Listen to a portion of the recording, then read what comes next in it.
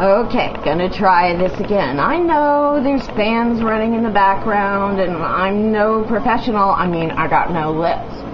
But I'm one of the Catholic pedophile priest crime victims, and I have been watching Treme on HBO, and if John Goodman's character can do it, so can I. So here's my YouTube rant.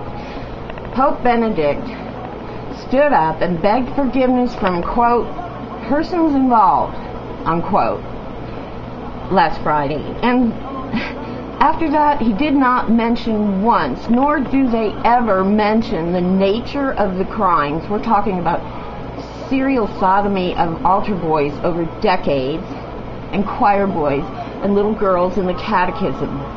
They never mention that there are hundreds and thousands of adult victims and our families, and we're living very damaged lives all over the world today because the Catholic Church aided and abetted pedophiles, and now they want to get away with it. That's what that apology last Friday was about. The Pope was preaching a sermon to mark the end of the, quote, Year of the Priest in Rome, Friday, June 10th, 2010. Last Friday, the Pope said, in this very year of joy for the sacrament of the priesthood, the sins of priests came to light. Oh, they saw them for the first time, particularly the abuse of the little ones, in which the priesthood, whose task is to manifest God's concern for our good, turns into the very opposite. That's what he said, and you know what that shows me? This year of joy that they had for their priests got turned into the opposite. And now they're mad at the crime victims because we brought an end to their party. We spoiled their party. They don't care about us. Worse yet, news media everywhere then said in the headlines around the world, Pope apologizes, when in truth, he didn't. He did not apologize. The news media just all said he did, and then they all repeated to each other saying he did. The Pope asked the victims to forgive him so he and his staff can keep running their religion unhindered. This after they allowed tens of thousands of us as children, teens, and vulnerable adults all over the world to be brutally raped. His employees, mentally deranged, sick Catholic priests, were turned loose on the community, and they raped us. For decades this went on.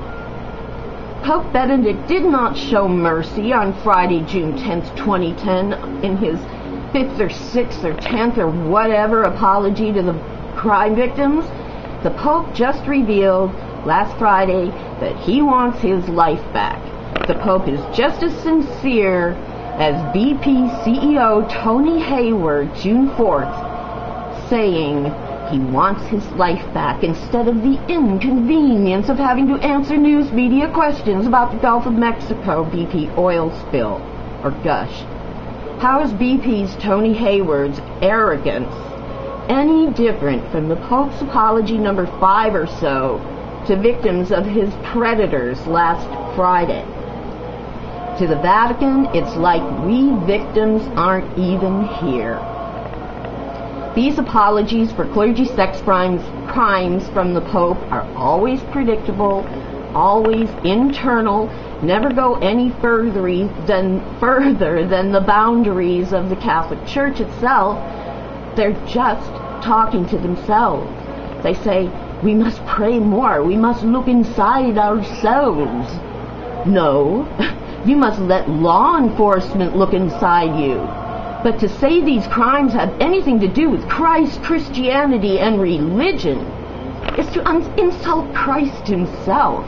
And to do your apologizing from a balcony overlooking the Vatican, how does that help the hundreds and thousands of crime victims and our families? I doubt half of us victims of the priests even attend that church anymore. Some of us get nauseous just driving by a building that looks like a church.